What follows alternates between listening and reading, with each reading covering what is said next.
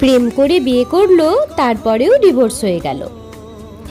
বিয়ের আগের ঘণ্টাখানেক আলাপচারিতা আর বিয়ের পরে একসঙ্গে 24 ঘন্টা থাকা এক জিনিস নয়।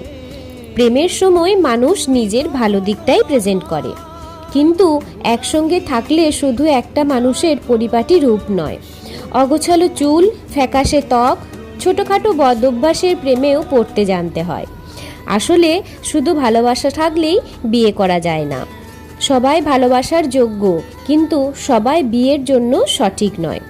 যে মানুষ নিজের রাগ সামলাতে পারে না, যে সব সময় নিজেকেই ঠিক ভাবে, যে অন্যের অনুভূতিকে গুরুত্ব দেয় না, তার সাথে সম্পর্ক হয়তো চলতে পারে, কিন্তু সংসার টিকতে পারে না। যে দায়িত্ব নিতে চায় না, যে সম্মান নয় নিয়ন্ত্রণ করতে চায়, যে নিজের খারাপ অভ্যাস পাল্টানোর প্রয়োজনই মনে করে না, সে কখনোই একজন ভালো জীবনসঙ্গী হতে পারে না। আর যে অর্থের মূল্য বোঝে না, অগোছালো জীবনযাপন করে, সে শুধু নিজের বর্তমান নয়, ভবিষ্যৎটাও অগোছালো করে দেয়। তাই বিয়ের আগে শুধু ভালোবাসা দেখো না, মানুষটাকেও দেখো। কারণ ভুল মানুষকে বেছে নেওয়া মানেই শুধু একটা ভুল সিদ্ধান্ত নেওয়া নয়, নিজের শান্তি, স্বস্তি আর নিরাপত্তাকেও ঝুঁকির মুখে ফেলে দেওয়া।